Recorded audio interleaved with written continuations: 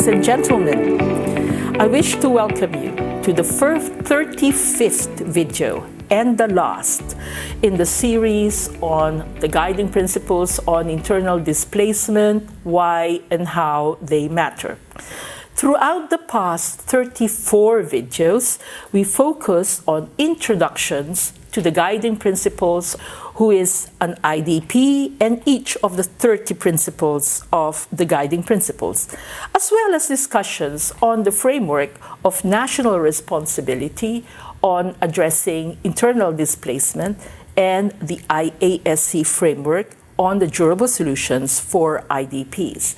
So finally, you may ask, where does the mandate of the UN Special Rapporteur on the human rights of internally displaced persons come in? Well, the mandate was actually established by the United Nations Commission on Human Rights, which is now the UN Human Rights Council. And the mandate holder, who is appointed by the UN Human Rights Council, reports to the UN Human Rights Council and to the General Assembly. The mandate holder is actually independent. We receive no salary because we do this work on a voluntary basis, but we have diplomatic immunity and support from the UN Office of the High Commissioner for Human Rights. The tasks, or if you want, the terms of reference of the mandate of human rights of IDPs are actually set out by the resolutions that are adopted by the United Nations General Assembly and the UN Human Rights Councils. And these are resolutions negotiated by the states members of the UN and adopted by those respective bodies. One of the most important aspects of the task set out for a mandate holder is to promote the guiding principles on internal displacement, and most especially in my advocacy, but as well as in my dialogues with states and other actors.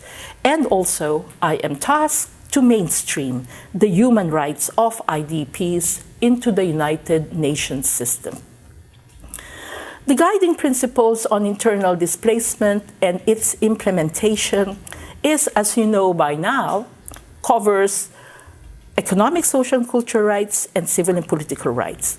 And it also focuses on internally displaced persons as a group and as individuals.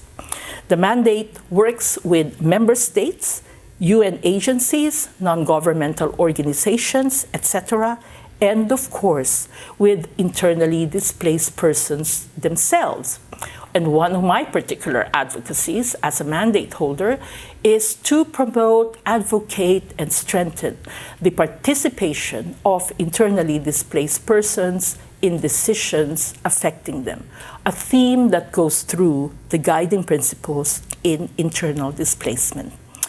And the tools that I use are varied. For one, I issue individual communications on specific cases involving the violation of the rights of internally displaced persons based on submissions addressed to me, and also I issue statements and press releases where necessary. An important aspect of the way that we conduct our work and part of the special procedures system of the UN is also to undertake country visits, either official, that is at the instigation or invitation of the states concerned, and which trigger an official report to the UN Human Rights Council, or also we can also undertake working visits for specific objectives.